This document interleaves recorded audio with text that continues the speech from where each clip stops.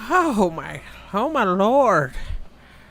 Oh, I'm so tired. Make sure you keep taking breaks. I'm taking breaks, Clark, but these goats are running me thin today. I don't think it's my health. Oh, they're running me thin, too. They're acting all crazy, running, kicking, jumping, really trying to suck each other off. Little bastards don't know manners.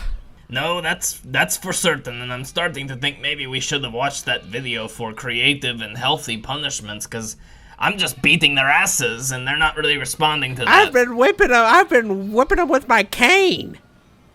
Nothing works. I know nothing's working. You can't beat these things into submission, so what are you gonna do? Well, you know, last week... What I did with all 4 of my sons. And they respect me. Right. I didn't know you had sons, though, but... They're all grew up and they don't call.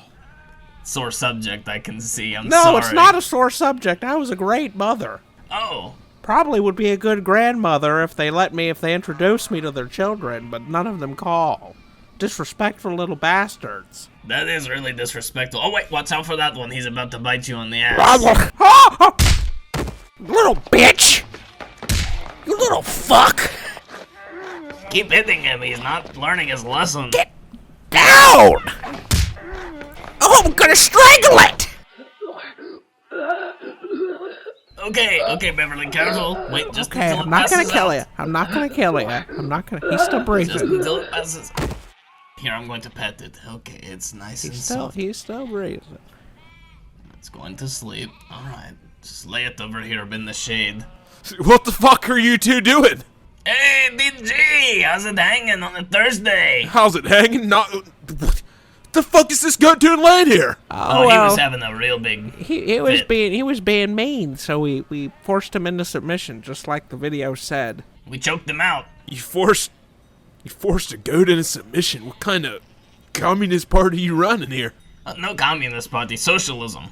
No, it's not socialism, dude. What you just did was straight up fascism. You can't do that to another goat, dude. Not cool. Well, I mean, if the goat is being bad, you have to reprimand the goat in any way that you see necessary. That's what I believe. Maybe it's the human being bad.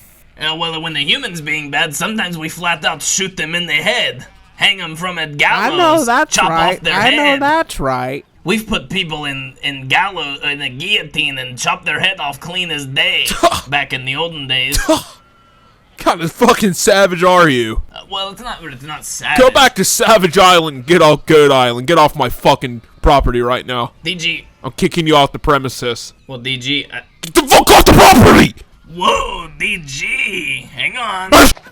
Oh, don't bite me! Get them off me! Ah! DG, what the? Get off me! Get off me! Beverly, get the tranquilizer from the first aid kit! Oh! Got him! Oh my god! Oh! It's okay, DG. You're going to see beautiful colors. What did you just do to me? You got the tranquilizer. He's gone. He's asleep into that good night. What has gotten into that young man? He has just not been himself. Oh my god. DG ripped my favorite t-shirt. Fuck you, DG. Fuck you, I tell you to stop fucking around, but you're already fucking around enough every day at the goat farm and here. I'm gonna kick him. I'll kick a goat when he's down. Well, he did deserve that, honestly. He ripped my damn shirt. I bought you that shirt, didn't I? I bought you that from the Salvation Army. You did. It was a good shirt. I know it's a good shirt because I've seen you wear it 3 days in a row. Look, one hot driver, Jeff Gordon. Oh, he is a handsome man. You can't beat it. 2 point. And he fucking ripped my shirt. This was a one in a... I don't know what's gotten into these goats. I think we should execute him. We're not executing DG. He's my best friend. Well, why would your best friend bite you, Clark? I don't know, but look, the bite is really fizzy. It's like it's all infected already. Oh, maybe he's got rabies. Maybe we should take him to the infirmary to get looked at. Yeah, let's take him in there. I really don't like talking to that guy. Who? Dr. Xavier. Why? I've never met him. He just gives me a weird vibe. I don't know. I think he likes the prostate exams on the goats too much. Well, I mean... But hopefully there's no prostate exam for whatever DG needs, because I don't think he's into gay stuff. I don't You think DG's gay? You think he does anything? You maybe bi-curious? Hard to tell. It's hard to tell. Have you ever seen him talk about a girl goat? Well, actually, yes, I have. Well, you know, you're right, and I've also seen him talk about boy goats and boy humans. He's friends with Tristan, and Tristan's very sexual. Certainly never seen him mount a young one. You're right, we'll have to ask him when he wakes up. Alright, you get his legs, I'll get the head just in case he wakes up. It's alright, DG, we're going to take you to Dr. Xavier. No, dude. I won't let them put anything in your ass unless it's medically advised. Nothing in my ass, dude. Sorry I bit you, bro. It's okay, DG, we're going to see what's wrong with you. You obviously... Give me some help, dude. There. Everything's going to be okay. It's right over here. Okay. Oh. Ring the buzzer, Bev. Hello, we need an emergency appointment with Dr. Xavier. Yeah. For, DG, don't know his last name, and I don't have his insurance card. Just bring him right on in. Alright, you get it. Alright. Well, they make it really easy in this one. I've never heard a hospital make that noise. That's usually for convenience stores and Little Caesars. Hey guys, how you doing? It's Dr. Xavier. Put him right over here. Well, don't you need his medical history first, doctor? No such thing here. No such thing here. But you know what? I've worked here on the island for about 16 years now, and I know this goat. Dairy guy. Where did you go to school? Where did I go to school? Columbia College, Chicago, to be exact. Oh, any relation to the Columbia where Barack Obama studied? No, absolutely not. In fact, so many people think that, and it is not affiliated, but when people usually ask me, I don't tell them. I don't tell them that. But I'm just being honest with you because I'm your doctor, so it's kind of like patient-client-doctor confidentiality. Well, you're not my doctor. You gotta look at DG. There's something going on with him.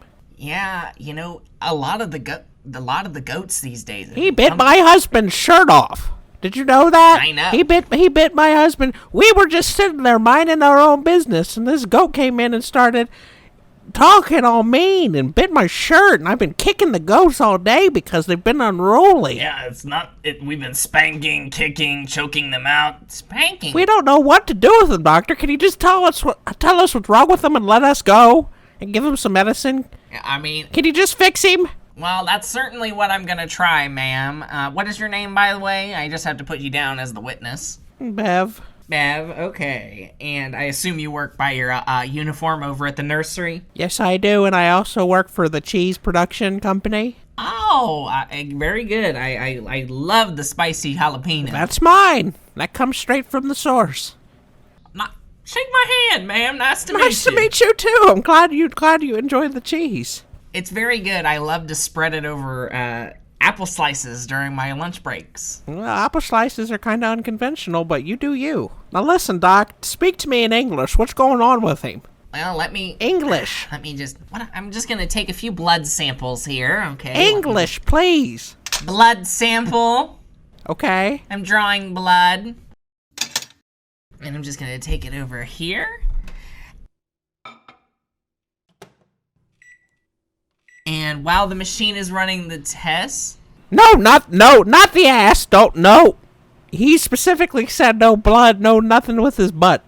No blood from that area. Well, while the machine's running the test, it's usually routine for the doctor to perform an annual prostate exam. If you had any sort of thing as medical history, he's had one recently. He really didn't want you to do it. It was very explicit in his request before I brought him in here, so please do not give him any sort of prostate examination. No ass stuff. Well, DG, unfortunately, from my recollection, and remember, I've been the only doctor here for 16 years, I don't actually think Dairy Guy has ever actually had his prostate examined. So, there could be all kinds of things causing this crazy activity in his ass. What could be in his butt? What could be in there? Polyps. Polyps. And those polyps can be really... Polyps! Those polyps can make you very angry. You're saying polyps? Polyps of what? Just polyps. Little polyps of pus. Oh, well, I mean... And they can be very sore, like blisters and corns on the bottom of a feet. And his asshole, his prostate, could be ranged and covered in little polyps of pus and blisters. And the only way I'm going to know is if I put this glove on, like this, Clark, lube it up with some Vaseline, hold on, and just put it in right like that. Oh, yeah. DG. Oh, my God. Oh, well, I guess we've already broke his trust. You feel any polyps? No, but it's just as warm as I imagined DG would be. Okay, the blood sample. Machine's done reading the blood sample. Okay. Let me just dispose of this glove. That was... shouldn't you put that in the trash and not in your desk? He put it in his top desk drawer. What the... Is that where you put the biohazardous waste? Yeah, let's go with that. Okay, so I ran the blood for all of the known goat diseases, and as it turns out, DG is one of 100 cases of mad goat disease today. Definitely got to put this in my report. Mad goat disease.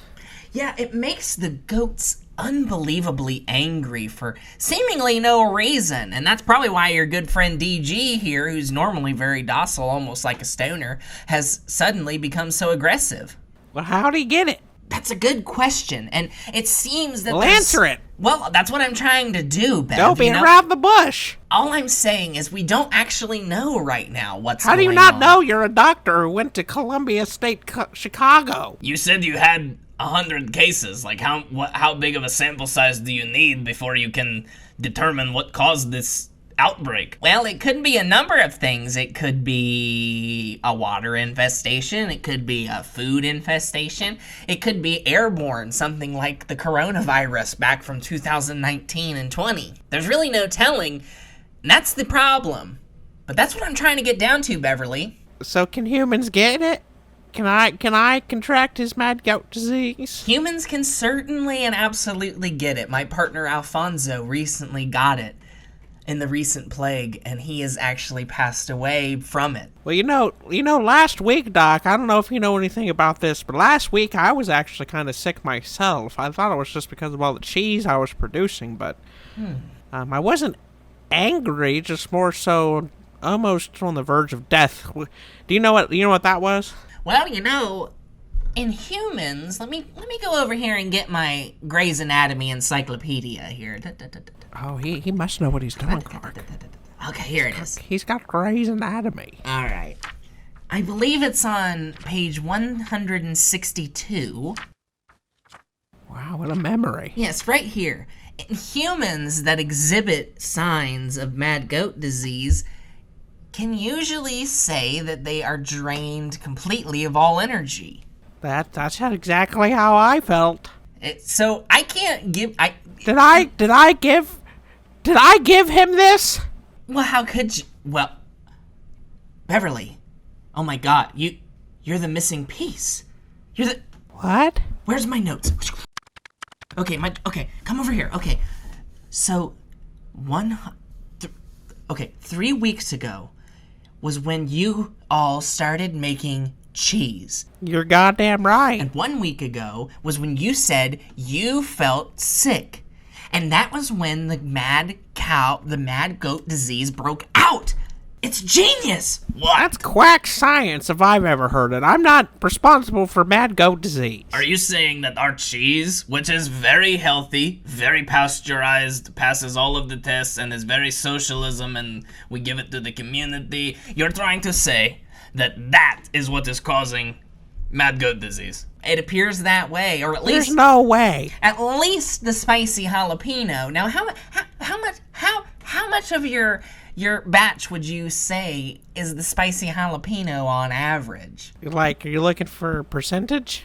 More so sales figures. If you had sales, how popular would your jalapeno cheddar be? Oh well, I'm told it's very popular. Then that makes all the sense in the world. Anybody that came in contact with the jalapeno cheddar from your facility, which could potentially be every single goat, could have mad goat disease. But you know what, Beverly? And there's no reason to feel bad about it. I'm just gonna quick put on another glove here and check on DG. He's so warm. If I'm spreading, what's the cure? You know, Because I'm thinking if I'm spreading it, then you could just get, treat me like I'm the flu virus. Take an ass sample for me. Oh. Run your little test and then give them shots of my ass so they can have the antibodies I apparently have. that's a very interesting 'Cause idea. I survived it. A female prostate exam. I mean, there's no prostate for me to feel, but I'm sure it's warm. I'm sure there's something for me to sample. I'm sure Real easy to get your fist in. Let me get my glove. Okay, Xavier, keep it cool. Okay. Beverly, I'm just going to ask you to okay. lie down on the crinkly paper bed for whatever reason. Sure. I've done this plenty. Now, here's some stirrups for you to put your feet in like you're at the gynecologist. I'm sure you remember that from back in the day. Oh, yeah. All right, now I'm just gonna... Cold. Oh, What do you feel, Doc? Beverly. Hey, now keep it cool, brother. Keep it cool. Sorry, Clark. I totally understand. I totally understand why you're banging this broad. Beverly, I'm gonna get this sample and I'm gonna get the antibodies tested and we're gonna get a vaccine going. In the meantime, I'm gonna give you the known human vaccine to mad goat disease and you guys will be just perfectly fine and dandy. That Oh, sounds okay. great. Can you at least get me off first? No, While Beverly, you're in? no. That, Well, I think he's that would already be- in, Clark. That would be cheating. Oh, well, he's a doctor. But you ask him to get you off, and well, don't Isn't do it it. the doctor's I'm already job to doing make you it. feel better? I'm already fingering bad and I'm doing it fast and I'm doing it hard, Clark. Come on, Bev. Let's get the DG and get the fuck out of here. Ah! Come on, Oh, man, okay. DG. I got you. Okay, I got them slumped over my shoulder like a big sack of potatoes. Now, Doc, this is client-patient confidentiality, right? So you're not going to go tell Bertram, are you? Well, I mean, I do report all of my findings to Mr. Bertram, but I'm kind of thinking that if you get rid of all the cheese from this lot, that everything should probably be hunky-dory. So maybe we could keep this between ourselves. Okay. That sounds I'm good. fine with... But what do we do about DG in the meantime? Can we keep him tranquilized? Oh, he should wake up here in 20 to 30 minutes, and then, yeah, you'll probably want to give him another tranquilizer. Yeah, don't give it to him before then, because his heart will stop. Keep him comfortable. Yeah, we gotta make sure he's comfortable. Yes. But don't give him too much, because then it would just kind of be a morphine drip until he died, and I don't think that's where you're trying to go. No, not No, trying we to kill definitely him. don't want him dead. Maybe a rib broken or two. Because he did bite my husband's Jeff Gordon t-shirt. Look at this. Oh, trust me, I've thought your husband was a rags and homeless, disgusting man the second I saw him, but, I I do love Jeff Gordon. He's not. No, he's usually pretty well put together. That's the main thing I miss from the mainland is Jeff Gordon and NASCAR and just TV. You know. Oh, you like Jeff Gordon too? Oh, I love Jeff Gordon. He's been my favorite driver for going on 60 years. Well, last time I was on the mainland was 2005, so it's been a while for me. How's President Bush doing? President Bush, yeah, he had 2 terms. Oh, good. Good yeah. to hear. Then a black guy took over. Lots changed over there, I see. Oh, yeah. Lots. Oh, yeah. Lots. Oh, yeah. Lots. Well, DG should be just fine, and I'll get started on this vaccine, so just make sure you get rid of all that cheese now. Okay, yeah. Well, we'll definitely get rid of it. We're not going to pass out the contaminated cheese. We really don't want to get in trouble. So, thank you, Dr. Xavier. We'll be sure to leave a good... Well, I guess there's nothing to leave reviews on, so... Okay. You did Bye. do well, Doc. I might be back for, some health issues I'm having unrelated. Hello and welcome to MOATAIF. Folks, we love doing part 1 and part 2 episodes. I don't know what's gotten into us, but today we are chronicling my work history, which will certainly be a pretty wild ride from beginning to end. Now, most recently, I kind of went through some... As I've gotten older, I'll put it this way. As I've gotten older, I've started to, reach from my past and try to tell stories when I'm meeting people like Jeff from Menards, and I'll be like, oh my god, every time I'm telling a story, I have to explain that I was working at yet another job. Right. Because that's how you can kind of tell, like, the era of your life. Yeah, exactly. And it's on some levels I'm not proud of this work history that we're about to dive into. But on another level, one that's more of a podcast host level, I am proud of this work history. Yeah, to me it's kind of funny. But just, it really is just, I've never been the person that was gonna, get a job right when I was 14 and then work there until I was retired. It was never gonna be me. And so, maybe I don't want to be like my former father, Dennis, who has never had a job for more than a year, ever, and never will. Ever in his life? No. Really? For sure, never. I can't keep track of all his jobs. And I honestly wouldn't be able to keep track of my jobs had I not done it already in my journal from 2015. But I've gone back multiple times since 2015 and updated this list. So my first job here was at Fence Dairy Corner. You can't beat it. It was, the local ice cream shop right near our high school. And my aunt worked there as a kid when she was in high school. So it's kind of like it's like a Northwestern thing, like some people just work at Fence. Because it's right there by the school. It's like literally almost right outside of the school parking lot. And my mom had been pressuring me for the longest time to go get a job because, I don't know why, I guess because she just decided it was time for me to be responsible and get a job. I don't fucking know why, but she was adamant on it. And she, she's the one that took me down and got me the application and made me fill it out right then and there and put it in and all this nonsense. But it was an okay first job, and I actually liked it at the time, despite hating it, like every job on this list I hate. Right.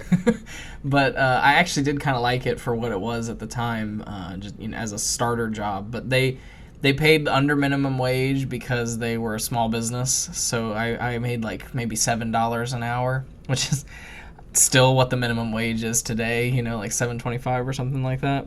Well, I'm pretty sure it's a lot higher than that, actually. And yeah, it's like $8.80 actually in Ohio, Yeah. or something like that. But I don't know what the federal minimum wage is. What can you say? I made fruit. I made food. I refilled ice cream machines. I thought maybe it would be interesting if I just told like one short story from like these things, and so the one I chose for Fence Dairy is, or the first one that comes to mind is that a lot of the times we would have to, just because it was such a small little space, we would, constantly be sliding past each other and like bumping into each other. And my manager Rita had just been mopping the floor, and the floors were soaking wet, and I'm like hustling back and forth making hot fudge sundaes and peanut butter sundaes and cyclones and all this shit. And I'm like, I come from the milkshake machine, and I've got my whole, whatever the fuck milkshake, and I like run basically to the pickup window and slide across the floor, spilling the milkshake all over the place, of course. And for whatever reason, as I'm standing up, I end up on one knee. And the first thing Rita says to me after all this, she's just like kind of watched me fall and go through all this. But now I'm trying to stand back up, humiliated. And I'm on one knee, and she says, "Are you proposing to me?" I'm like, that's the first thing you're going to say to me? Like, what? It was just fucking I just like hurt myself. It just really humiliated myself. Right. It just really, maybe she just also felt awkward because, the way Fence was set up, like literally, it was, first of all, it was the smallest.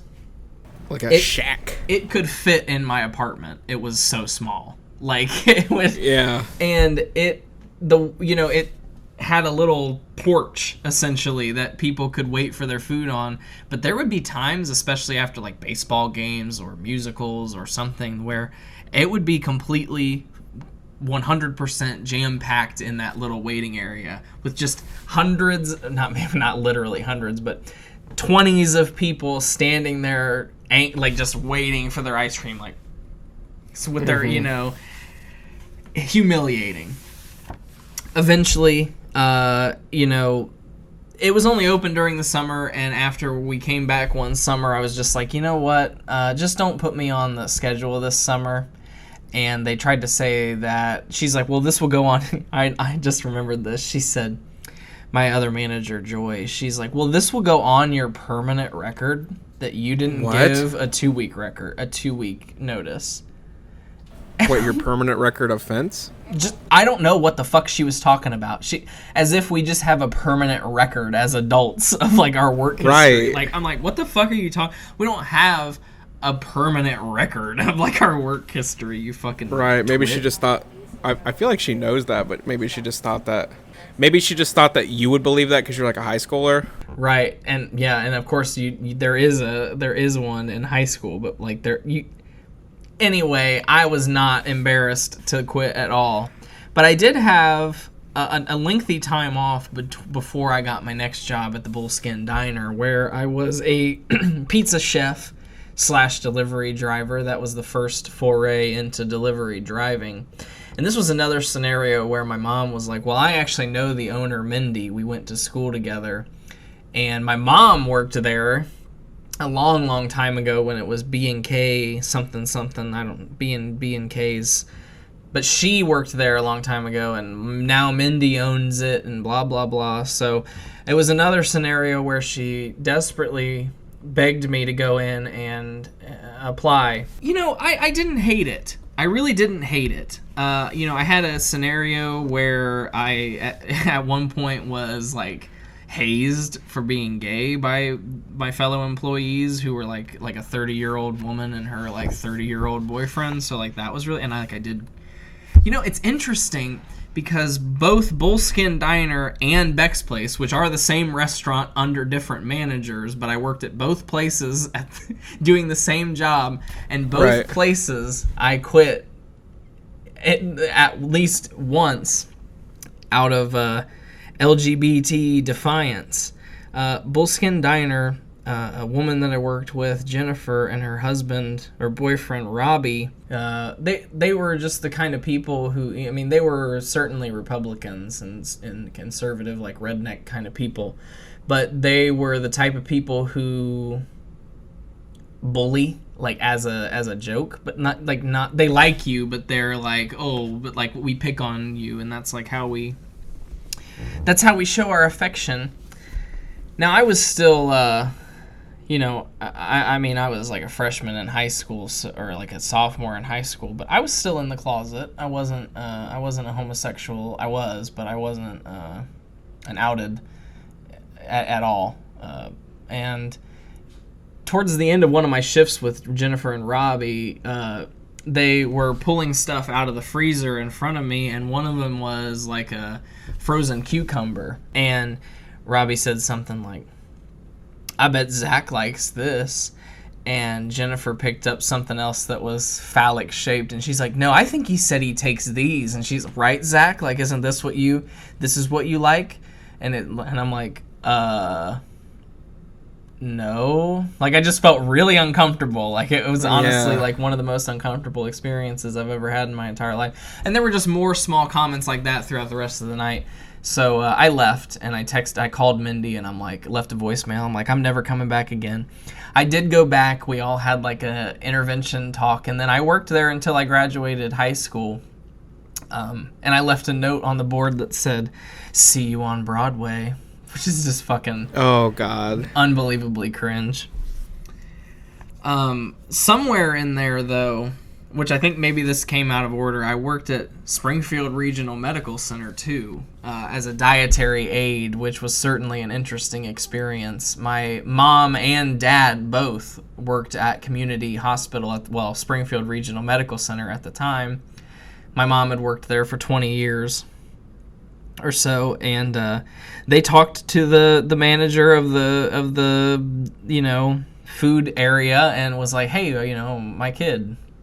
So it's another case where I really didn't do anything and got this job. And, it was okay. It took me a long time to get used to the amount of walking, because I delivered food from the kitchen up to the patients. And you were on your feet for the entire 8 hours, and it's a cement fucking hospital, so like my feet were throbbing by the end of the first couple shifts, truly fucking throbbing. Most of the experiences were fine. Like, one that just came to mind was, you push the fucking cart, the timer goes off, you take the timer off, because they can, from the time that the first tray goes in, there's X amount of minutes, and once that timer goes off, you take the whole cart and deliver however many trays they got in there. And the patients could call and order whatever the fuck. They had a pretty extensive menu depending on what your, what you were allowed to eat. If you were, like, going to surgery, obviously, that was one of the big things with people would be like, why the fuck are you only serving me beef broth? And I'm like, because you're going to surgery. Like, I don't get to choose this. Like, don't yell at me. And, but I worked here at least during 2012 because, we were heavily involved with the Obama campaign, and I walked in on one of the patients. I was delivering their food, and I'm sitting in the chair, and they have the TV on, and a Mitt Romney ad comes across, and it's, stand up to China, tax, all this nonsense. And I said, I made a face, or I laughed or something, because, I was like an outspoken liberal atheist at the time. And the patient and his wife were like, some like 60-year-old man and his wife, and he's like, well, you don't like Mitt Romney, huh? And I'm like, can't trust him as far as I could throw him. Did you say that? I swear to God I did. Delivered the food and left. I ended up quitting Springfield Regional Medical Center when I had the opportunity to sing the national anthem for Barack Obama when he was in Springfield, and they were not willing to let me have the day off or like allow me to swap around, or it was very no. And you just wanted to quit anyway. And I wanted to quit anyway, so I was looking for any excuse, but I ended up mailing my my badge in, because they will withhold your last paycheck if you don't turn in your badge. And at that point, I was too ashamed to try to do something like that. In future future quitting stories, I did go back and turn my badge in to get my final paycheck. But at this point, I just mailed it back, and in the back of the envelope, so that as soon as they opened it, there was an Obama sticker taped inside, but nothing else, just my badge and an Obama sticker. But before that letter, or whatever, they didn't give a fuck about that letter. They sent a letter to me firing me, telling me that I was terminated, and I was very much grounded at the beginning of Summer Bonanza 2012, and it was an awful experience. Because your mom ended up getting it? Yeah, my mom got the letter, and she's like, what the fuck is this? And it was literally the same day that the campaign ended, so I'm like sobbing, because I'm like, I'll never see Marisa or Lisa or any of these people again. And my mom's like, I remember, and honestly, oh my God, this is so sad to think about. She was so angry. She was so angry about the letter. And I'm laying there hurt. Oh my God, I'm going back. And I'm laying there hurt. And I say, I'm like, I'm fine with being punished, but can you please comfort me right now? Like, punish me tomorrow, but like, I was really sad that was over. Bad mom alert. Did she not? She did, but she was very angry, so it was a very like, you're a dumbass. You're a dumbass for quitting that job to do, God damn. And I'm like, whatever, like, I'm gonna miss my friends. Like, anyway, so like I said, I think I was a little out of order, and I actually moved to Chicago after working at Bullskin Diner. And it wasn't until I came back and in defeat and moved back in with my dad. I got a job at Stanley Electric in London, Ohio, where I worked in the warehouse of their. They make at their main plant. They make headlights for Honda. At the secondary plant where I worked, they make heating controls, all of the knobs and the, I want it to be on my feet. I want it to be on my defroster. Oh, okay. I didn't know that's what they did there. Yeah. So I worked in the warehouse side. I didn't actually put any of the shit together, but my job was mainly to overnight. The people that were in the clean room, which was, anti-static and all of the necessary things to like make technology, were in their little area, and they would pass notes through a depressurized chamber, and it would say like, I need 3 Nankai X2347, and I'd go over to this part of the warehouse and I'd get this box of parts from Japan, and all that would be inside would be like just the button that is the defroster, and it'd be like 300 of those that I would just then pass through the decontamination chamber. Eventually, I was able to get clearance to go in there myself as the warehouse person and get the finished products and push them out through the decontamination chamber to be shipped out to wherever they make Toyota and Honda actual cars. This was mostly the main thing that I could say, besides the fact that it was overnight and miserable, was that literally everybody was a Republican, and Randy Larry was this big fat Republican idiot who 100% believed everything Fox News said. And these are the same guys. I really loved these guys. I loved working with these guys. I really got to like bond with them on like just a different level when we weren't talking about politics.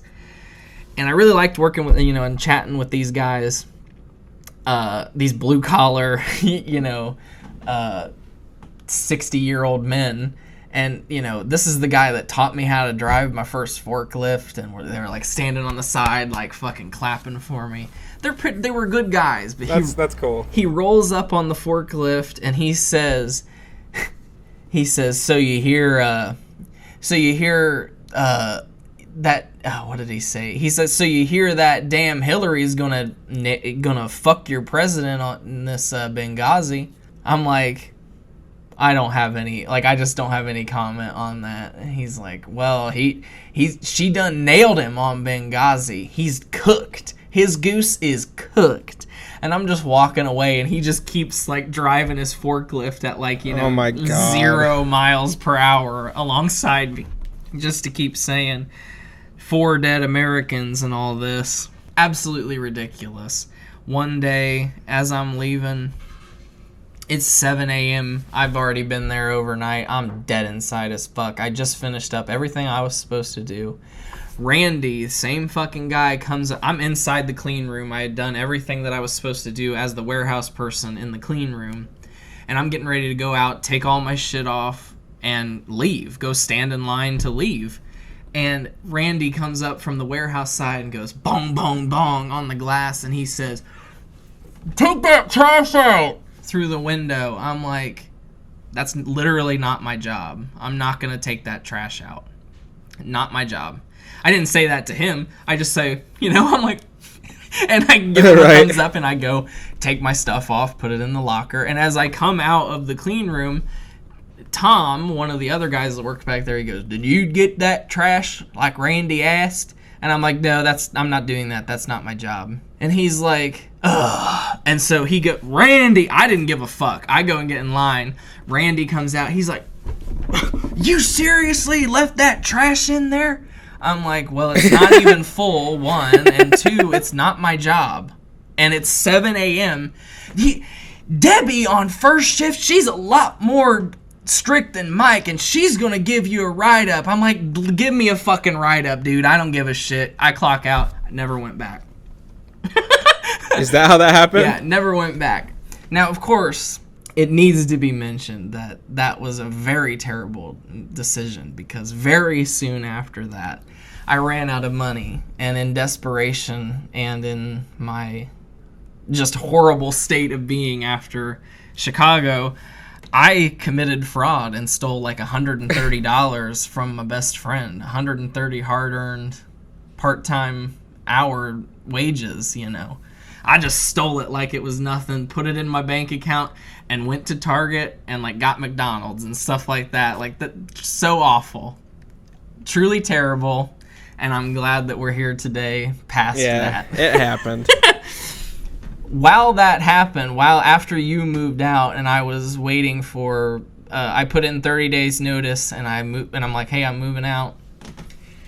I get calls every day being like, "DSC Logistics is hiring forklift drivers. Bring, are you looking for work in West Jefferson? Call me back." So eventually, I do just that, and I go through the process with Staffmark, a temp agency, to work at DSC Logistics, which is a Kellogg's warehouse. And my job was to be a sole forklift driver. Now, they asked, "Do you have any certification?" Because you can be certified literally and have like a driver's license to be a forklift. And no, I've just been trained on site, and literally all that I had done was be on the forklift maybe 2 or 3 times at Stanley Electric for like maybe a week.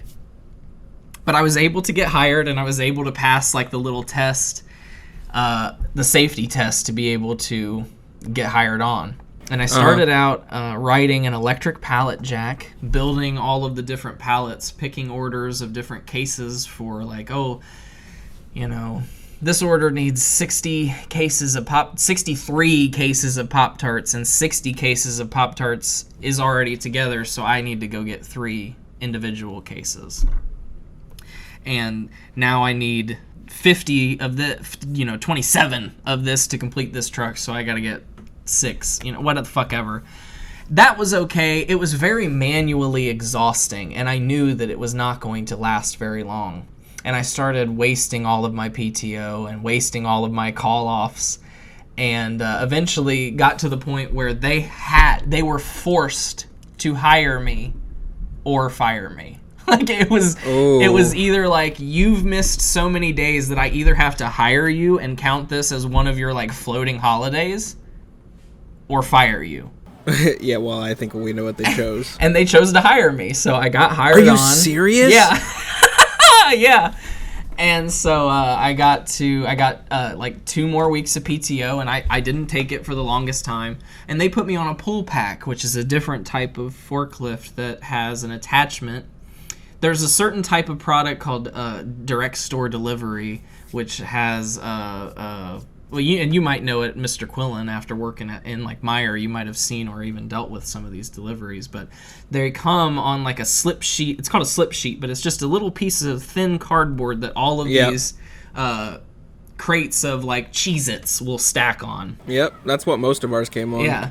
And so my job on the pull pack was to go and find through the warehouse, count however many I needed, and take the forks, and it literally grabs onto the piece of cardboard and just pulls it back and slides it onto my forks, and then I push it off the same way back into the truck. Uh-huh. And so that was a majority of the work that I did with after I got hired on. There would be days where there wouldn't be enough pull pack work, or there would be an exceptional amount of case work, and they would make me go back on the pallet jack. And I worked there for a really long time, and I intended to work there until I went to school in New York City, because I had for a time a loan to go to school in New York City, but that was canceled. And so all of my dreams were shattered, and in my depression, I stopped going to work. And one day, that's not actually even what got me fired. One day, I was just so lazy, and I forgot, honestly. When I pulled this thing, I pulled a load of like granola bars out of this trailer, and there was damage on them. And I would have to take the damage out and put it away. It's 3:45. I'm off in 15 minutes. I stick it to the side, and I just finish putting the rest of the truck away. And by the time I'm done putting the truck away, it's maybe like 4:05, and I forgot that stack is even there. I go, and it's Sunday, which is my last day of work, so I have like 3 days off after this. I don't give a fuck, and I forgot about it. I come back on my next day to go to work, and it's the last straw. I've got like my 3rd strike, you're out for damage or something like that, or like work performance. I can't remember exactly what it was. Because like hadn't stores been calling in complaining that their orders had been coming in damaged? Yeah, well, I had already write-ups for that in the past, and this was, exactly. I had a write-up for what somebody called the worst truck he had ever seen in his like 20-year career, and I believe it. I believe it 100%, and I should have been fired for it. But they gave me a write-up, 2 of 3, and that was my 3rd that I just described, and so they escorted me out. I got my shoes out of my locker, and as I'm walking out, my friend Jessica, who was a custodian, I waved to her, and I'm like, I got fired! And I walked out, and I drove home. And that was... Well, I'm sure you were relieved to be fired. I was definitely relieved, because it was exhausting, and it was 4 10-hour shifts back to back, which is honestly not that bad, because then you get 3 days off, but that 3rd day off is wasted because I'm fucking depressed beyond belief that I have to go back. It was not and I had to wake up at 4:30 in the morning to get there in time, so I was going to bed at like 6:30 p.m. or earlier, and I was unbelievably depressed, unbelievably unhappy. So I was very glad to be out of there. But now I'm thinking, well, what the fuck am I gonna do? I need another job, and I need one that pays well enough. But I'm moving into my mom's, so maybe it'll be okay. So at this time, I go to another temp agency, Adecco, and I get a job at KTH Parts Industry, which is a big Toyota or a Honda Toyota factory where they make the actual like chassis of Honda cars, and different like the hubcaps, or not the hubcaps, but the wheel wells specifically of the chassis of specific Toyota models. It's like really bizarre shit.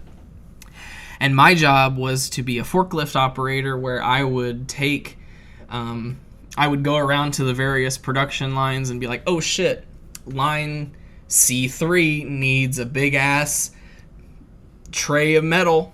Better go get a big ass shipment of metal. And that was what I was supposed to do.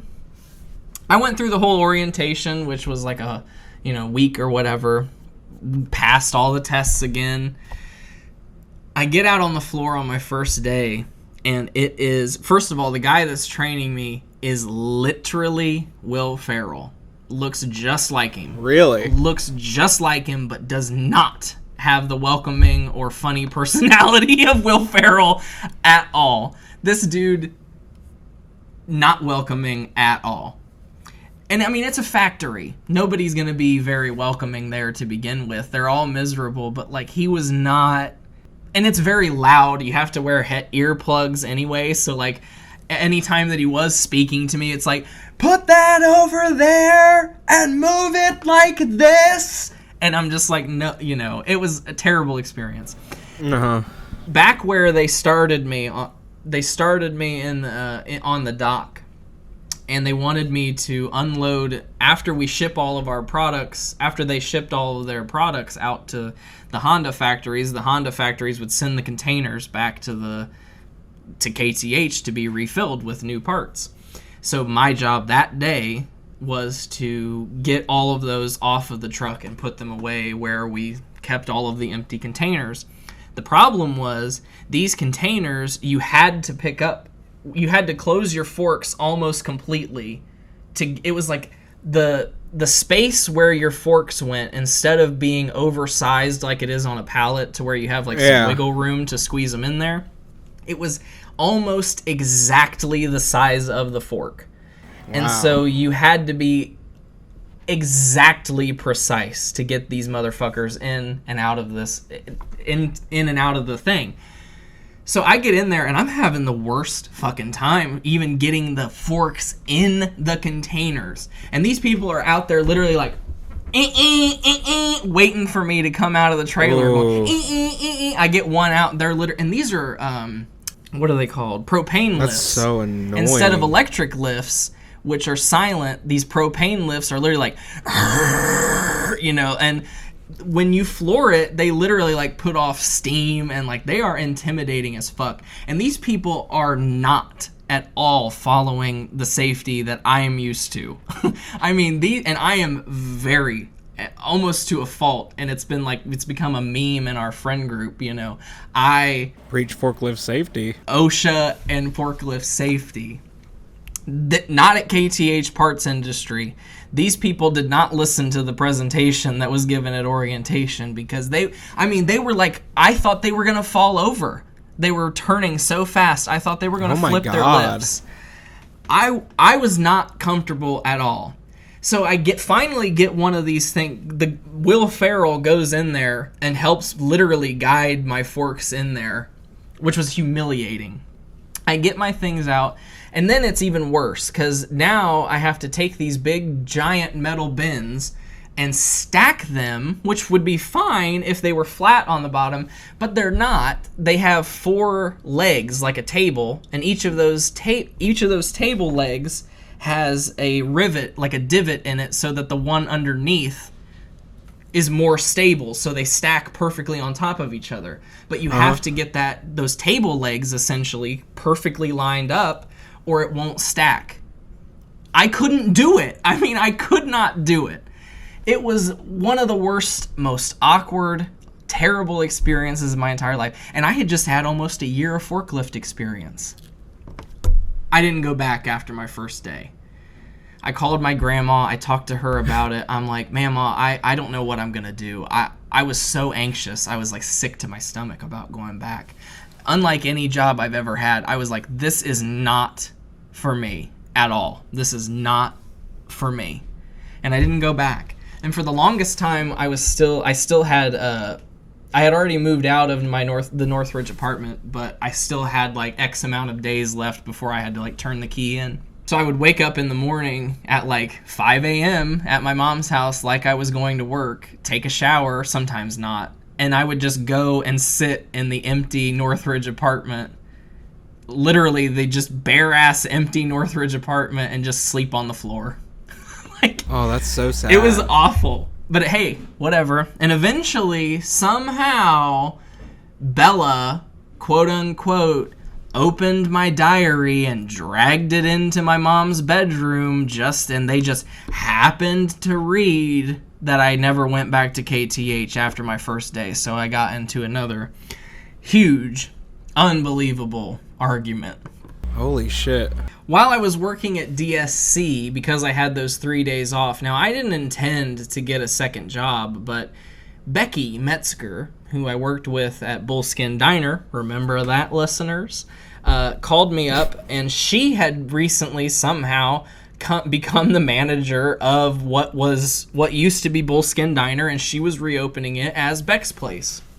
And all she wanted was just me to come visit. I'm like, hey, yeah, sure, I'll come, whatever. So I stop in, and I'm like, hey, Becky, really good to see you. Congratulations. I hope this goes well. And whatever. And just through the conversation, somehow I got a job. And I was like, yeah, I can help you. She really needed help with a delivery driver. And I'm like, well, I was the delivery driver here. So, yeah, I could totally do that. It was only going to be 2 days a week.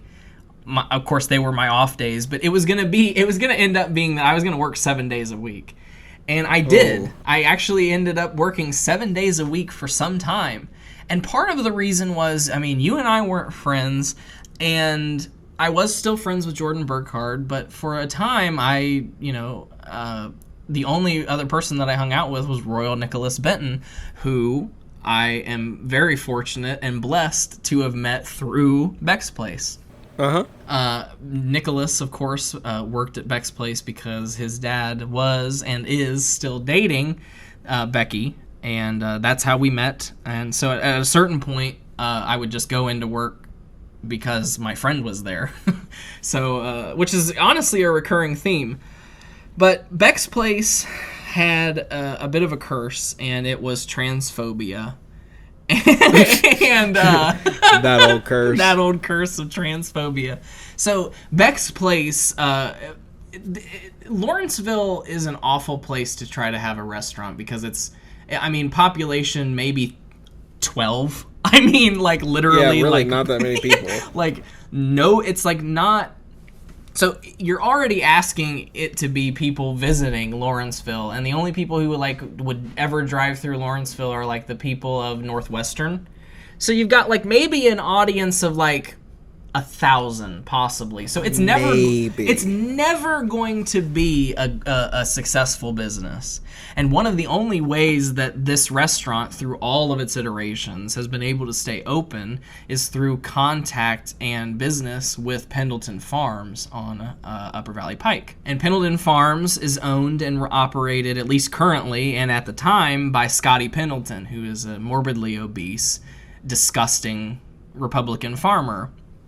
And this man would come in, and he would bring in a log of mush, and he would just, because he supplied all the produce. I don't know if I made that clear through the deal. No, that's what I figured the farm did. He supplied all of the produce for Beck's Place and all of the iterations before and probably after. And he would come in and basically, he paid, but he expected a severe discount. But he would come in and just sort of demand food, including bringing in his own food, mush, and asking Nicholas to cook it for him. It was just wild. Now, Nicholas, his boyfriend at the time, now just maybe just an acquaintance, but certainly not a boyfriend, was visiting. And they had met online, or I believe met online, and his name was Jareth, and he was also transgender. And Jareth, Nicholas worked literally every single day at Beck's Place. When Becky left the morning shift, Becky worked every day too. Becky would work the morning, Nicholas would close. Becky worked the morning, Nicholas would close. Every day. Literally every day of the week. So when Jareth comes, maybe he shouldn't have come, but he would come and hang out at the diner every day. And not only hang out, but eventually, once we started closing, he was actually helping us, mopping the floor, sweeping for free. Of course, so we could leave earlier, so he could go home and hang out with his boyfriend. But whatever. He was not a negative influence on the store whatsoever, besides the fact that he's very, very gothic. And transgender. And transgender. Now, Scotty Pendleton had come in and completely disagreed with Jareth just being there. And told Becky, as far as we know, based from Becky's message, that Jareth and therefore transgender people were not the kind of people that we wanted to have at Beck's place, and that he was never to come back. Oh my god. And it was 100% because of Scotty Pendleton, and she said it in the message. I mean, but she didn't have any sort... Now, now, Nicholas was upset. Nicholas was offended. I instantly said, I'm quitting. Like, instantly in that moment. Right. I already had another job that was paying me like $800 a week. I didn't need this job anyway. But the very principle, I was like, this is my moment to stand up for something. And so I wrote this like long-winded message about how immoral and wrong it was, and how like what she should have done was say like, fuck you, Scott Pendleton. Like, and eventually when she finds out what happened and she reads this message, we end up walking out. We locked the store. We put all the money in the safe. We did everything. You know, we didn't take the trash out. We didn't go above and beyond, but we didn't do anything to sabotage her or like make her be a candidate to be robbed. We were very respectful, but we left and we quit and we never went back. And she lost 3 of her 4 employees that day. And it was not a good experience for her. And she tried to message being like, this is not what you do. And she told me specifically, she's like, when we worked at Beck's place, or when we worked at Bullskin, I supported you when you came out to me. And I'm like, I know you did, which is why I was very disappointed in what you did and why I quit instantly. Right. I don't regret it. Understandable. I stood up for what I believed in. I think it's very commendable. I still believe in it to this day. I think it was the right decision. And you know what? Since then, Becky has had nothing but trouble. She doesn't own that business anymore. She went through a time where she had a gangrenous hand and almost lost her hand. And then she got COVID and like all this. Ew. I mean, she's just having a horrible time. So like, it's honestly, I don't wish ill on anybody, but you know. Karma, chameleon. Am I right? Yeah. Somehow I started working at Pizza Hut. I remember you helped get me the job at Pizza Hut because you already worked there. But yeah, I think it was just because I think you had we had recently I think all of that stuff happened before you and I became friends again. Mm-hmm. And then when we became friends again, I worked at Pizza Hut. And I think it just happened kind of like, oh, well, you did delivery? Oh, you can probably just do it here. We're looking for people. Yeah, you're right. Something like that. And you were the assistant manager. I wasn't the assistant. I was just like a shift manager. Or a shift, whatever. But you had some sort of clout that I was like, well, if I put you as my reference, I might have a better chance. Right, and then I getting just told him here. about you. Yeah, and it was a pretty easy process. And I literally delivered pizza at Bullskin and Beck's place.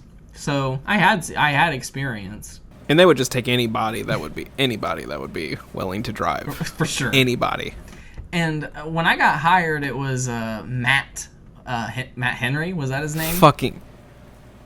Might be. Fucking hate that guy. Whenever I think about him, I just want to fucking die. He was this Hated I thought that guy. very attractive, like gay twink. But He was, absolutely. But he was insufferable. Completely insufferable. Oh my god, horrible. And he hired me. He didn't last very long after that. I remember you had a really epic quitting story from Pizza Hut that I can't wait to hear next week when we go through your work history. But so I guess I'll go. I think I have a pretty epic quitting Pizza Hut story too. So I guess that's what my story will be. This is an epic one. We've certainly covered plenty of Pizza Hut stories in the very early episodes of our show here. So and probably this, but I was just done with Pizza Hut, and I was like, I started ghosting. Pretty sure you would only work there for like a month. No, I worked there for a pretty long time. I worked there for Was like it? 6 or 7 months. Yeah. Was it really? Yeah, I worked there for a pretty long time. Most of like late 2014, early 2015. I just remember it being like 2 weeks, but maybe I guess my memory is wrong. Yeah, I worked there a pretty long time after you left. So long that like people stopped associating me as like Richard's friend. You know what I mean? So yep. Long enough that I got my own identity to where they didn't think that I would be ghosting them in any way, shape, or form. So that when I did ghost them in my shift and block all of their numbers, they literally sent someone to my house. Bree was her name, and she came. That girl, that's weird. Yeah, she came to my house and knocked on the door, knocked, and eventually I heard the door. I was upstairs hiding in my room. I'm like, why the fuck is Bree here from Pizza? Because obviously at the first knock, I'm like, who's that? I start freaking out. I hear her open the door just to yell, like, Zach, are you okay? It's Bree from Pizza Hut. Zach. I'm petrified. My penis, for the first time, gone. Completely shrimped. That was the first time? Probably, I feel like it. I mean, I don't have confirmation, but it's certainly, I remember it being a very one of the highest anxiety-inducing experiences of my entire life. And when they left, shit. I immediately, when I had the clearance, floored it out of there. And I went and hung out with Bree. And I had Bree call Pizza Hut as my mom and be like, hey, Bree, our friend, of course, Brianna Nicole Coleman, and had her pretend to be my mom, and she called in and said, you know, I was asleep. I work third shift, and Zach had to do something, and Zach had to take my car and get it fixed. And I'm working third shift, and this is my time to sleep. And so Zach quits. Oh, that you would do that. This company, Zach quits. Because I was too well, and at this point, this is not the first. Like, I'm like, and I would just want to say too, you're like 19, 20 at this point. I think. Yeah. Like, you're not at the point where 19. like your mom would quit for you. Yeah, it was. Well, I don't think that would ever be a point. Well, I mean, maybe like literally when you're 13 or 14 at your first job, like. Definitely not at the age that I was. So, needless to say, I did not eat Pizza Hut or go back to Pizza Hut for the longest time, or even Chipotle for the longest time after that. Yeah, you couldn't go by Chipotle because it was right next door. And part of the reason why I actually felt comfortable with leaving Pizza Hut was because I, at the same time, reconnected my friendship with Brianna Nicole Reagan, now Coleman, who was working as the assistant manager at the time at Pretzel Maker in the mall, which, of course, as history knows, ended up getting me hired there by Emily, the manager. Then Bree became the manager after Emily left. We all had a, somewhat terrible time at that. I became the assistant manager. I tried to thwart Bree while she was in Florida and essentially get her fired via distance, and tried to become the manager. But looking back on it, I really think Pretzel Maker is one of my favorite jobs. Absolutely. There's not really much else I want to say about it, just because we've covered it in ad nauseum on this podcast. But if you've listened to this podcast, you know how important Pretzel Maker was, just because it allowed all of us really to work with our friends in an environment where we all just kind of needed that. Yeah, you're right. So that's really what it served for me. But at the end of it, I was really done with it. I hated the customers. I'm like, I just want to go somewhere. I want to work in an office. I don't want to deal with anybody. I want to put headphones in, and I want to work on a fucking computer, and I'm not going to deal with fucking anybody. And Hannah said, how about Assurant? Royal had already started working at Assurant. He had applied, and we sat down at El Toro, and we had like a real come to Jesus moment. And they're like, it's time, boyo. It's time to get to do this. We're gonna think about what you could do with all the extra money again. It's time to move on from the mall. It's time to get a better job. You hate it there. And I completely agreed. And I went through the process, and I got hired. And I went through all the training down on Leffels Lane. Bree got hired. Bree Coleman also got hired at the same time, and we actually were able to go through all of the training together, which was fun. Honestly, the most fun part of the whole experience. I ended up working there for a year, as history would have it. And I think the most entertaining aspect is that when I tried to quit, I went in after not going in for a few days multiple times, and calling in and being like, oh, I'm sick. And finally I went in. I waited until everybody left, or so I thought everybody left, and I tried to go in and take all of my decorations down, and I was like, this will be the clearest way to show that I quit. But As I've told on this podcast, I was thwarted by Nicole, my boss, and she actually was very accommodating and let me come back to work. Which, of course, then I quit not too long after that by just not going in anymore. Because then she's like, okay, I called in because she's like, I understand, Zach. Like, if you're sick, just call me, work with me. She's like, this is the type of person she thought she was. She's like, there's no rule that I can't break. And so she was essentially saying, like, I will bend the rules to keep you here as long as you, like, work with me. So the next time I felt like it, I called and I'm like, oh, Nicole, I'm so sick again. I'm going to be out for a week. I tried it because she's like, just be honest with me. I'm like, okay, I'll try it. She said, okay, well, if you're going to do that, you're going to need to file a disability. And in order to do that, you're going to need to go to the doctor. And obviously there's nothing wrong with me. So I just didn't go back ever again. Oh, God. I remember, I think at the time you were considering actually, like, doing it. Or, like, trying to figure out how to, like, fake it. Mm-hmm. Yeah. There's been, there's certainly a history with me of just fraudulent, documents fraud. and because then after you stopped working at Assurant, you tried to get your car, and right. you put like your dad's number or something as like Assurance number, and they found out. Mm-hmm. Then they still let you buy the car. I'm cringing remembering that. Yeah, that was so somehow really you bad. always commit fraud, but then get away with it. Like nobody cares. Well, I had to completely restructure the financing on that car, and now it's still financed though. with my but yeah, they should have been like, you go to jail. Right. Well, I guess they just really wanted the sale. So I was unbelievably depressed and dead inside very quickly after that very first year of working at Assurant. And it came time for me to do something.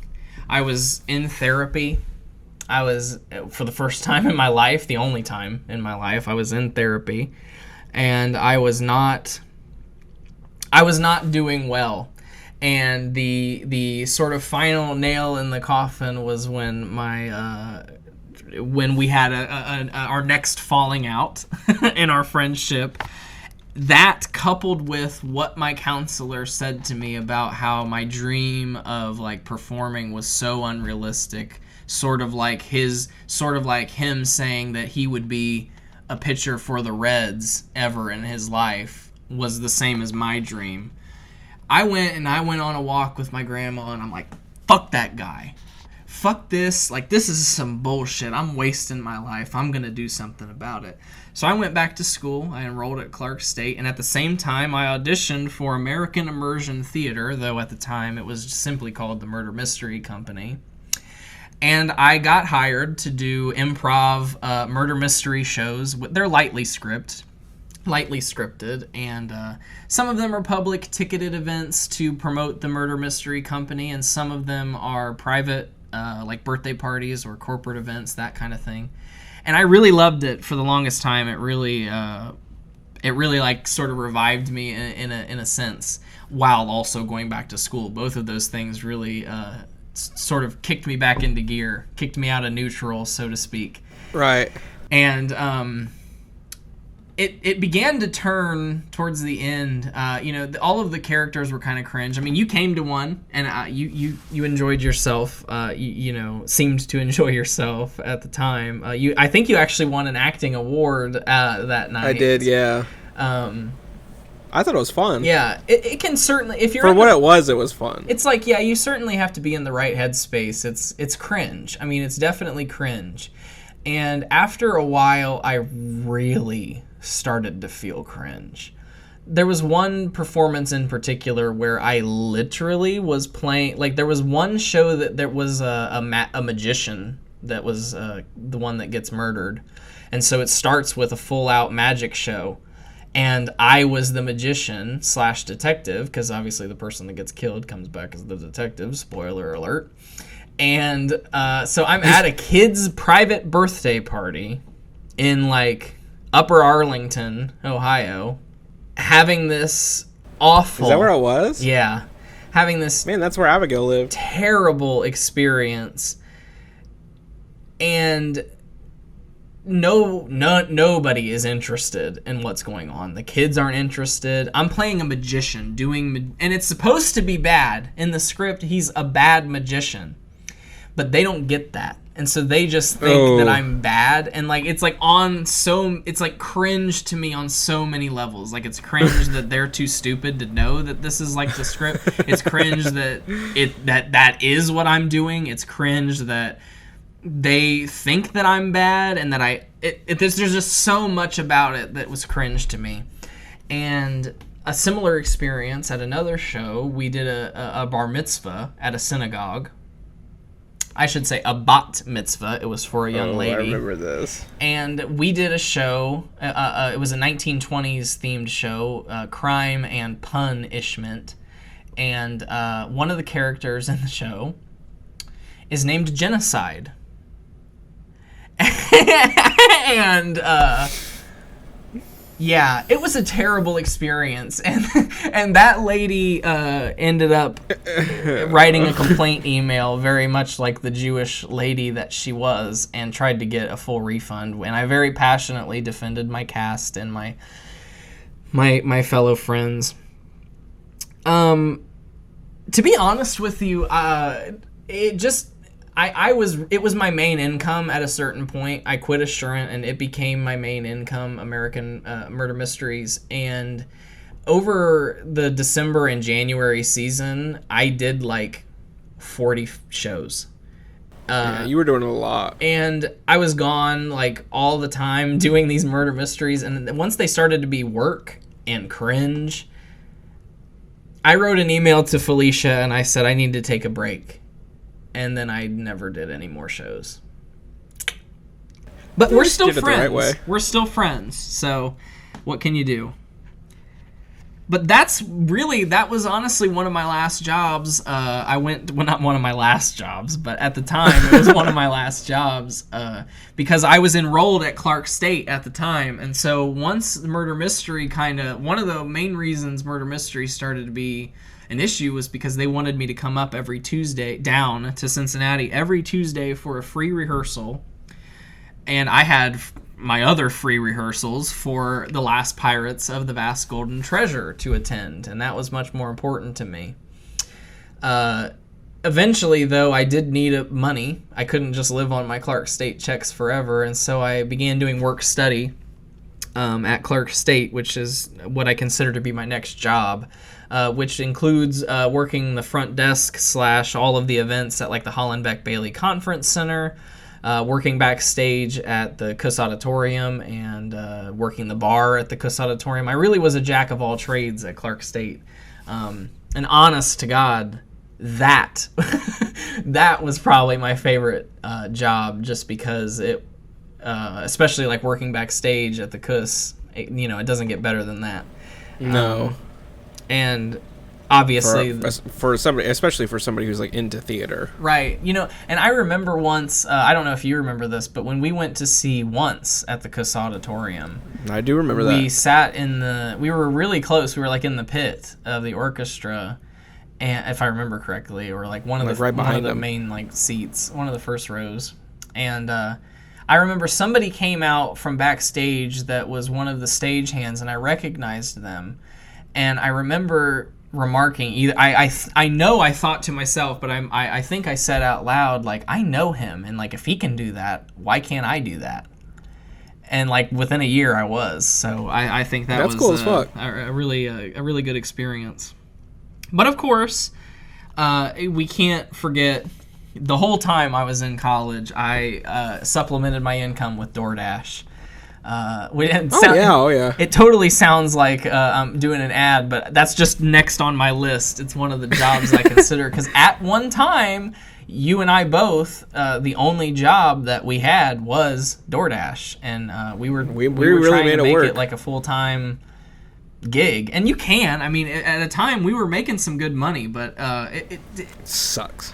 I remember, and hey, it's a good thing Hannah and Nicholas don't listen to the podcast, but if they do, no ill will, but God's honest truth, what they said that day, we went over there and we were talking about like some of our experiences door dashing and being door dashers, and they started telling a story about somebody that was a door dasher that like worked at Assurant.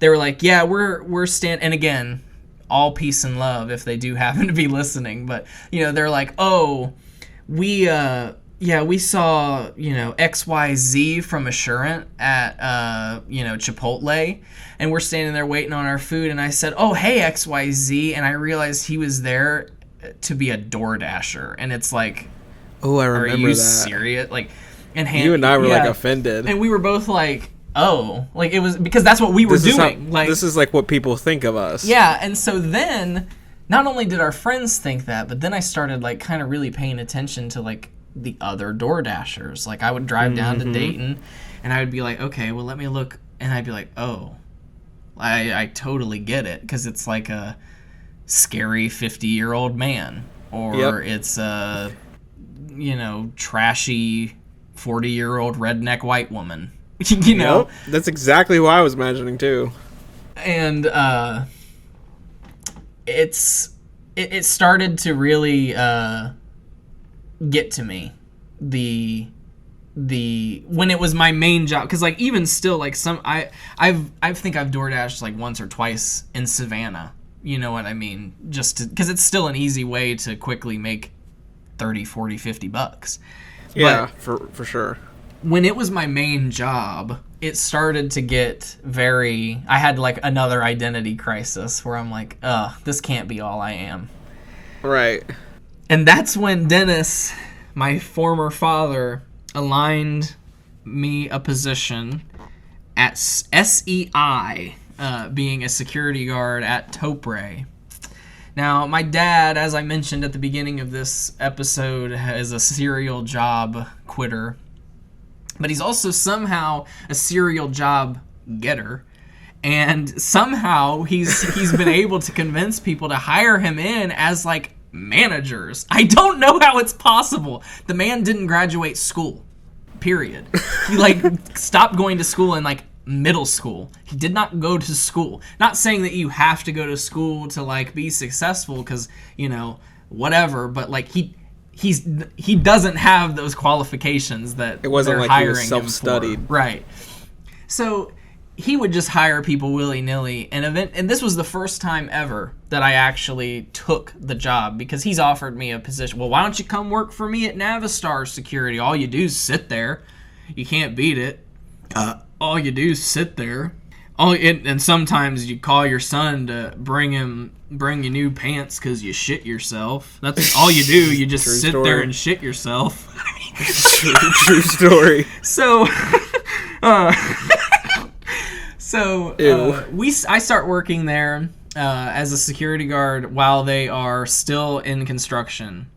I don't know how much about Topre we've talked about on the podcast, because obviously we didn't revive it until 2020, but this was a complete under construction factory. One like the fucking factories I'm talking about earlier, Stanley Electric and KTH. This is like that level of fucking factory that they're building in Springfield. Honestly, beautiful. Springfield needs the jobs. Good for them.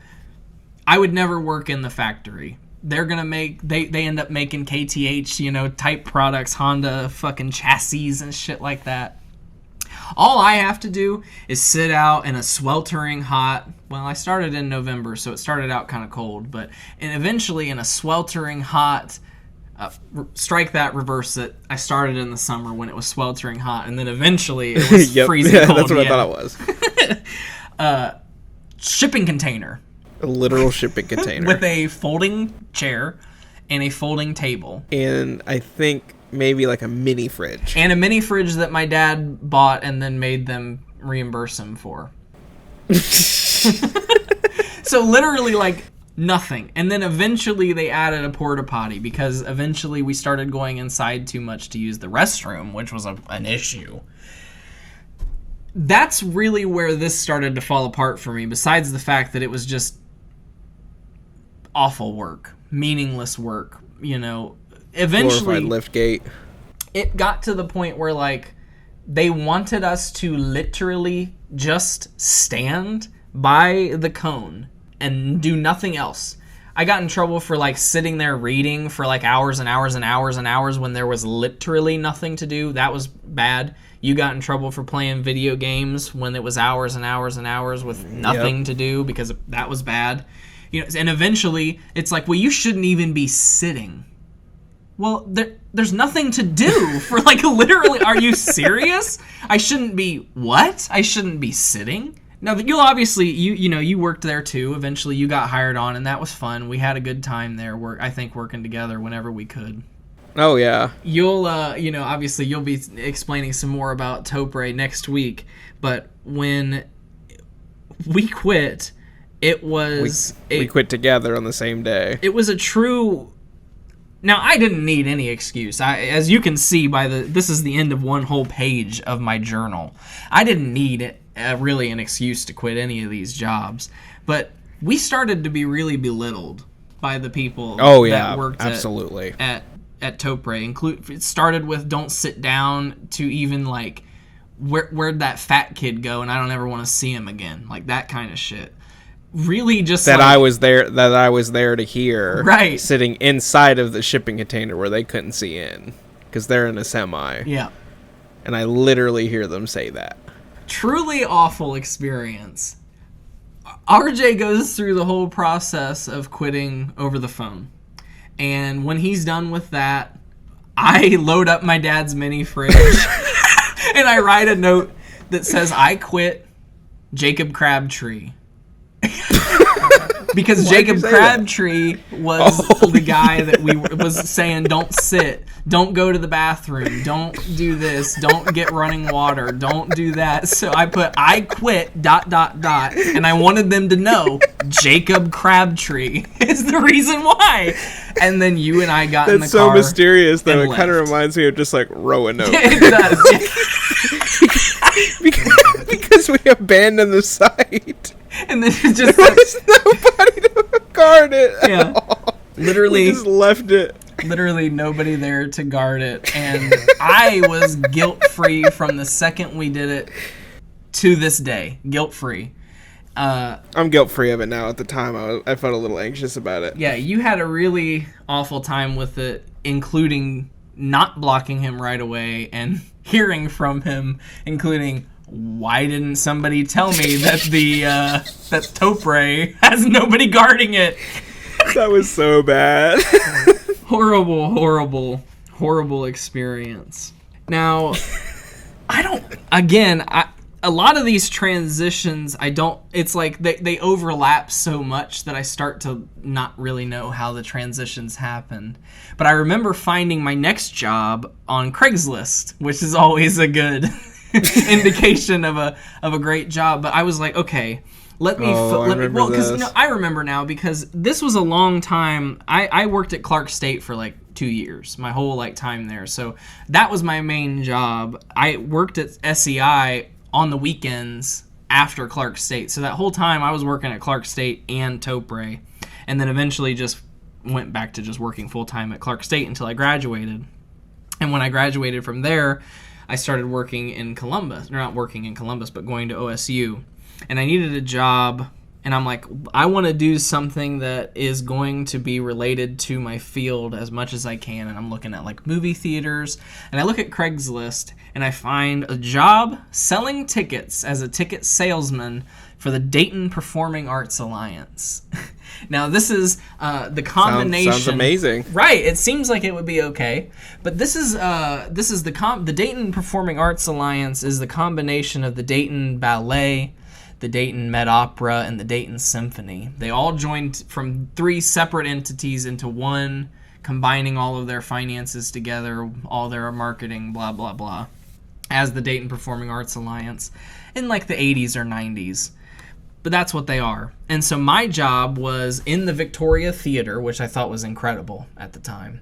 And I would go there but the thing is, they didn't give me any clearance on like a badge or any way to get into the theater. So I would go all the way to Dayton while I'm in rehearsal for Cat on a Hot Tin Roof and knowing that I'm only going to be at work for like 2.5 hours. I'd get there at 3:30, the earliest shift possible, 3:30 p.m., and I would stand in the lobby. Not even the lobby. I would stand in this little nook between two, what are these? Doors. I'd stand in this little alcove between the outside door and a padlocked door that leads you into the actual theater. And I would just stand there ringing the security button, but the security button rings a phone that's right on the other side of the glass where there's nobody sitting. So how do you get in? You just wait until Maureen shows up, or just anybody comes out, and then I'm like, oh, and I feel like a fucking creeper, because I'm like, they don't know that I'm supposed to be here. And so I'm standing there, and eventually I'm like sneaking in when people like, you know, leave, and I'm like, huh, sliding my hand in. Is this how it was every time? Yes, and I'm unbelievably anxious and uncomfortable about that. I don't like that at all. So already I'm uncomfortable every day by the time I get there. So then I go, and what the job is, and the first few days are literally just me reading information pamphlets and scripts, but guess what I'm doing? I'm a telemarketer. I thought I'd be working in the ticket office, but no. I'm actually working downstairs in the basement, calling folks, cold calling people that came to one of these 3 organizations' events at any point in the history of ever, and seeing if they're interested in buying not 1, not 2, but season tickets to the Dayton Performing Arts Alliance. You couldn't just sell 1 ticket? You could, but you wouldn't make as much money because it was commission. Oh, God. Who the fuck, out of the blue, is going to receive a call and decide to buy $300 worth of tickets over the phone to go to the ballet, the opera, and I get it. Like, some people like that, but what? And so there's all this stuff. Okay, well, if you choose this plan, you can get this many seats and you can go to this many shows, but you can pick and choose, or you can choose this plan, which only allows you to get to these 3 shows, but you get this many. It's convoluted. It was unbelievable nonsense. And I would literally just sit there and ring on the phone. Similar setup to what you're using where you're working now, with just the headphone and the auto dialer. And if somebody hung up, I tried like once or twice. Nobody was interested in what I had to sell. But if they answered, I hung up. She answered, like, it was just instantly I hung up. And God's honest truth, one day we actually had a murder mystery, because that was around the time of year when I was working there. From the murder mystery Not company? from the murder mystery company. Maureen, the like 60-year-old lesbian boss, went out and like bought one of the like sets that you can get, and like you can get it at like, you know, the game aisle now. And we went through it that way, and everybody knew from my interview and just from getting to know me that I was a murder mystery actor. So they really were looking to me to be like this great, you know, performer. I was just unbelievably uncomfortable, unbelievably awkward, didn't want to be there, and had to go to rehearsal in 30 minutes. So I really didn't put any life into this awful murder mystery that we were doing. And that was probably one of my last days. I honest to God don't remember what exactly happened on my last day. I remember what happened. Well, I remember what happened in the long run. Do you don't remember how you ended that? I feel like I just never went back, right? No, they fired you. Oh. They fired you after like a week because you didn't make any like. They're like, they fucking. Well, maybe you lied to me about it, but they're like, you're right. You're like, you're like, I didn't make one sale like the whole week, and like they just fucking like fired. Is that what happened? Yes, I remember now. They were saying there was supposed to be a learning period where you could make X amount of sales, but once it got to the end of like my second week, maybe they were like, this isn't gonna work out. Like, you're not making your sales numbers, and I'm like, okay. Like, I was honestly like looking forward to it, because like, I mean, I knew I wasn't, but there was a. I don't think you thought at all that they would fire you that fast, though. I kind of thought I'd have like 90 days to like just hang up on people. I guess like just 90 days of hanging up like, on I'll make people. a sale next week. But the next job that I got definitely aligned with my interests. It was summer, and I was working, and I'd already done occasional set building for the Summer Arts Festival through Clark State Community College, but I actually decided to apply as the tech crew for the 2019 Summer Arts Festival. And again, this now, in retrospect, one of my favorite jobs that I've had because it was just so much fun. I wish I could go back in time and, like, enjoy it more because when it started, I was really like, get me out of here. Like, why are we still here hanging these lights? I want to go home because I was just at school all day and then rehearsal, and I don't want to fucking be here. Right. I was very on edge the whole time. I was going through more stress and trying to figure out what was next in my life and where I was going to live, and I was having a bad time again.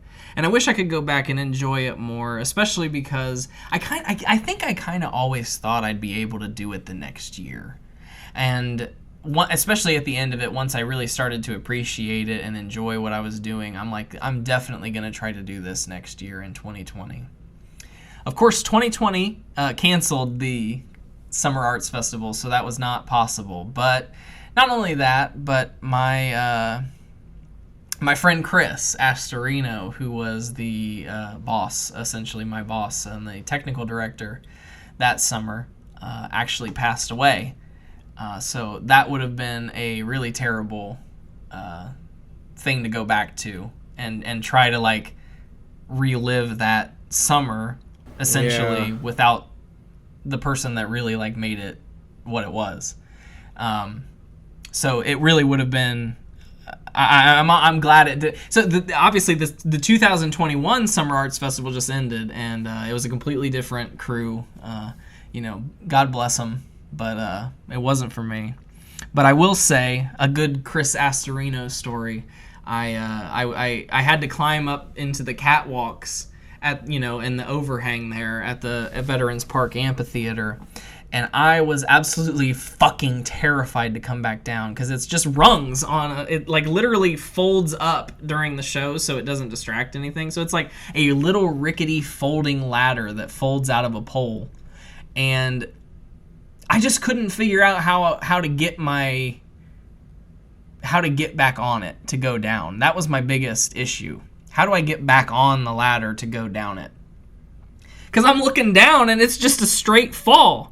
How do I get on this ladder? It's not angled in any way. It's straight. And so I'm standing there literally freaking out, sitting on the edge of this thing, embarrassing myself. I'm like 22 years old, 23. And I'm like, I can't get down. I'm literally like, I don't know what to do. I'm freaking out. Somebody comes up, one of the guys working for Phil Dirt and the Dozers, one of their tech guys. He comes up there and he's like, it's okay, man. He's like, do you need my gloves? Maybe that'll help you. And I'm like, yeah, maybe gloves. Maybe gloves will help me. And I'm really freaking out. I'm like, okay. And so he's like, this is how you get on a ladder. He's like, this is how all you have to do is step this, put your hand here, right? And he's like, dim it. I'm like, okay. And I'm like, okay, well, when you do it, it looks so easy, but I just don't know how to do that. I'm like really afraid of the height. And Chris from the ground is like, it's okay. Everything's gonna be okay. He's like really calming me down. He's like, you're gonna get through this. And he's like, everything. So I'm like, okay. And I like get on the literally it's like I wish I could just have been filming it because it was so fucking funny, but I get on the ladder and I'm like going through whole like calisthenic or not Lamaze being like you're doing some breath work. Yeah. And Chris is like, breathe through your nose, not through your mouth. You need to calm down. And anyway, he coaxes me, he helps me get literally foot by foot all the way down the ladder. And the second I hit the ground, I'm like, I did it! And I like run into his arms, big old bear hug from Chris Astorino. God rest his soul. That's wholesome. That's a really sweet story. Aww. Honest to God, rest his soul. I didn't even know you were that close with him. Well, I didn't. I mean, like at the time, I was really like annoyed with him because he's like the boss. You know what I mean? And like his whole thing was like, again, he's one of those riffing people, And I got to the point where I'm like, he also, like, their whole thing, and that's another thing, I wish I could go back and just live in the moment again, because I'm like, I want to go home and relax, and I want to go home and I want to smoke, and I want to go home and I want to get a Coke, and I want to relax, and then I'll come, because there would be a lot of time when we get everything set up, and then there'd be an hour before the show would start, and they would just sit there and hang out, and I'm like, can I go? And so I really wish I could go back and not do that, because I didn't know he was going to have a heart attack one night and die at like 45 years old. Yeah. Oh, man. When I left the Summer Arts Festival, I had to get a job that would somewhat travel. So I got a job at PepsiCo.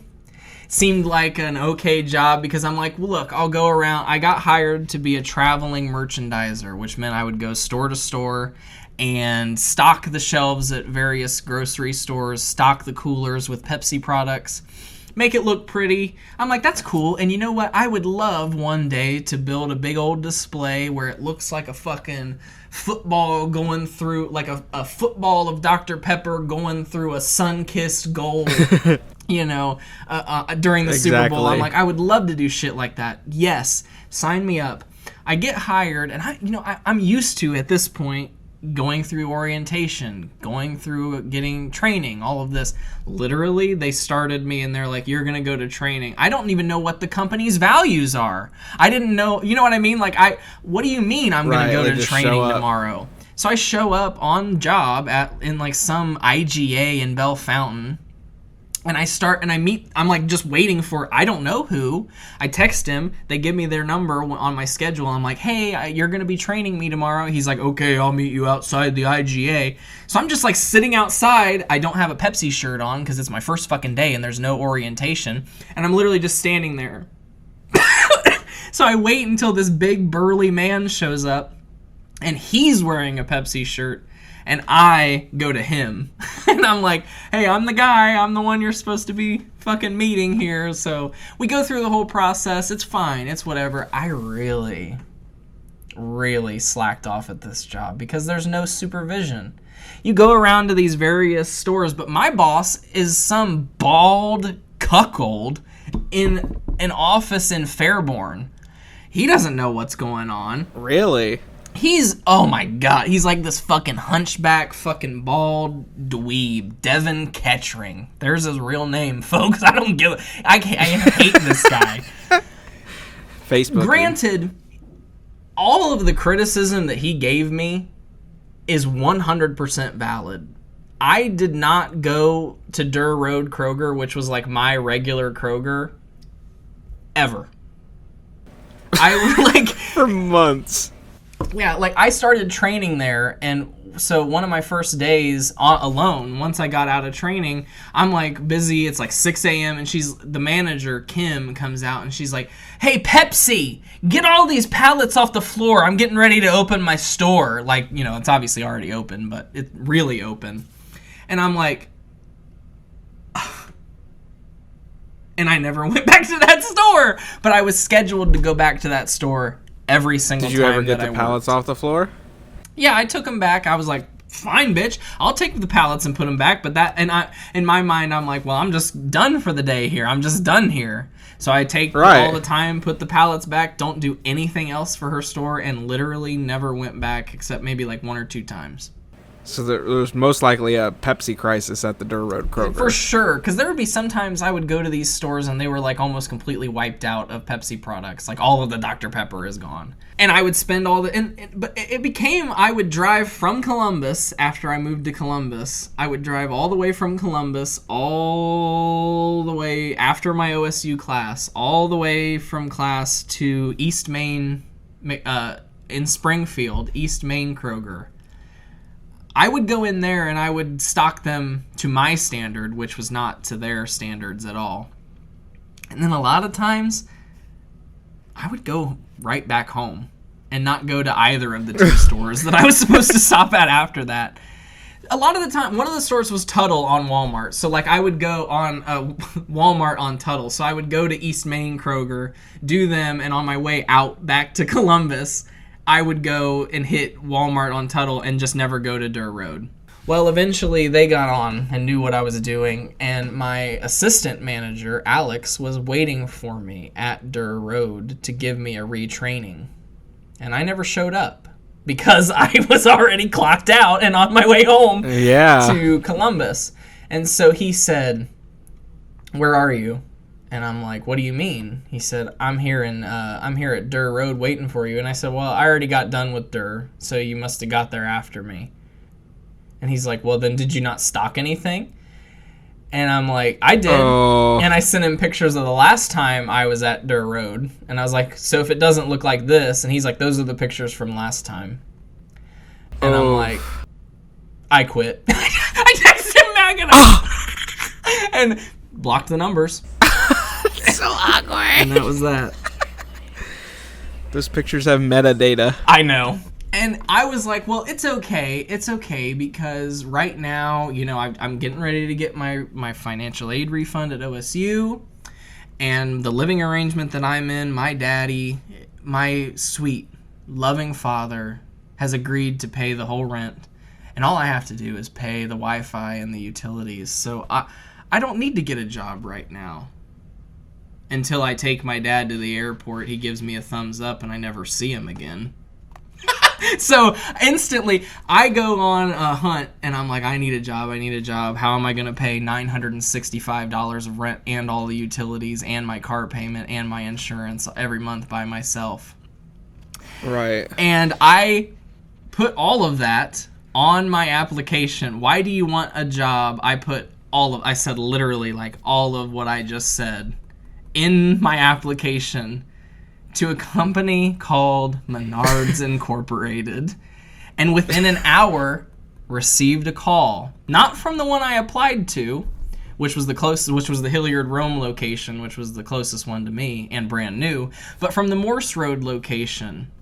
"Would you be willing to interview with us?" I'm like, "Well, yeah, I didn't even know you existed. How far away?" "Yeah, sure, I'll be right over there." He tells me they're not even testing for marijuana. I'm like, whoa, well, I don't believe you. I'm going to take fake piss in anyway. I get the job, and you know what? Honestly, I guess this is a good thing to sound like a broken record. Menards, one of my favorite jobs. And at least I got to actually enjoy working there when I worked there, and I enjoyed it long enough to start to hate it. And once you hate it, why work there anymore? I really liked. I worked in the hardware department. I was supposed to be knowledgeable about hardware and tools and the garden center. To me, my job was put away all of the new shit on the shelf, and then take care of the little side projects like, oh, we need to water all of the plants in the garden center, and then clean out all of the little fountains, and then hey, time for me to go. That's how I saw it. You know what I mean? I also obviously had to deal a lot with customers and my fellow employees, but God's honest truth, if I hadn't had to move to Georgia to stay with, you know, obviously Taylor and continue our relationship and studying down here, I'd probably still be working at Menards. It was just the right amount of work to keep good balance. Yeah, exactly. It kept my mind busy. It wasn't too exhausting. And I was paid well enough.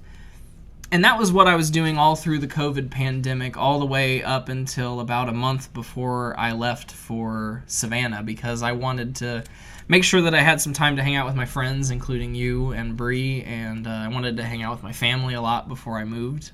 And I'm glad I took that time. But it's now literally, by the time we record this, I think, today, July 25th, is the 1-year anniversary of me quitting Menards. So, really? Wow.